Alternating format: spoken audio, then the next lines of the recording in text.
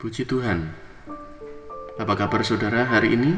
Saya percaya sehat selalu dan ada dalam perlindungan Tuhan. Sebelum kita merenungkan kebenaran firman Allah, mari kita sama-sama satu di dalam doa. Kami bersyukur atas segala kebaikan Tuhan di dalam kehidupan kami.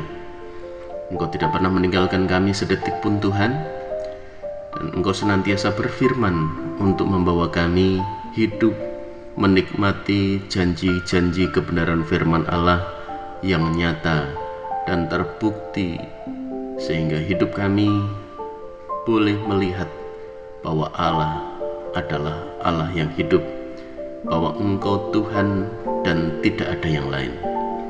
Terima kasih ya Tuhan.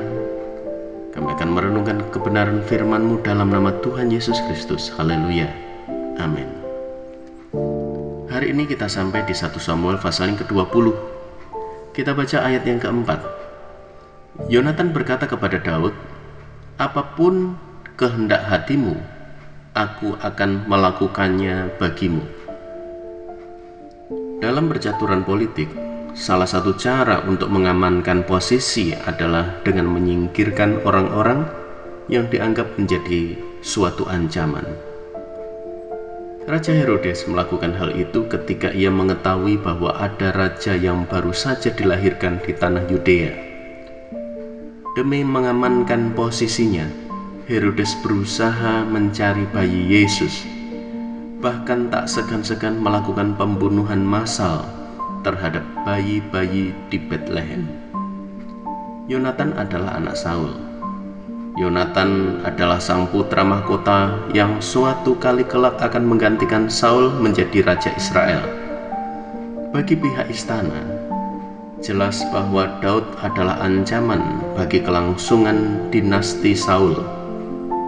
Yonatan bukannya tidak tahu tentang hal itu.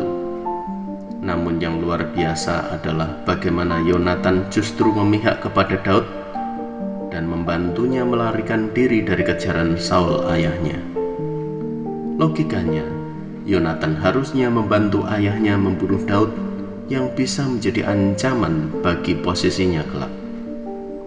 Apa yang membuat Yonatan justru memihak kepada Daud dan membantunya melarikan diri? Yonatan belajar menaklukkan ambisi, kepentingan diri sendiri, kehendak diri sendiri, dan menyerahkan semuanya kepada kehendak Tuhan. Yonatan tahu bahwa Daud adalah orang yang dipilih Tuhan untuk menjadi raja Israel. Karena itu, ia bahkan mohon kepada Daud agar jangan sampai memutuskan kasih setianya terhadap keturunannya sampai selama-lamanya. Dalam 1 Samuel 23 ayat yang ke-17.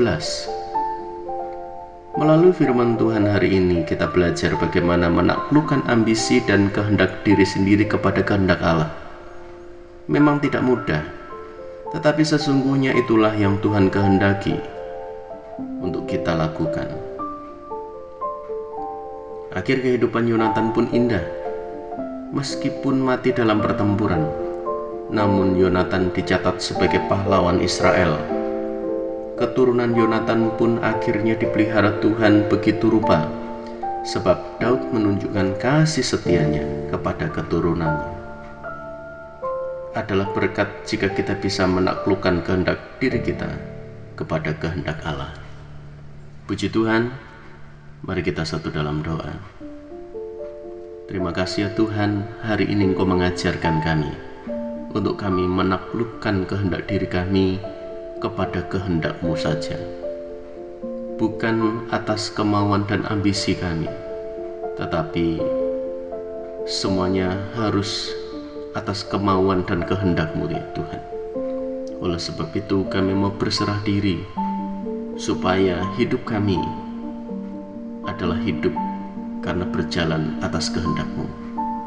Terus mampukan kami, terus ajar kami, terus pegang tangan kami, supaya Engkaulah yang menjadi kendali dan pimpinan di sepanjang sejarah perjalanan kehidupan kami.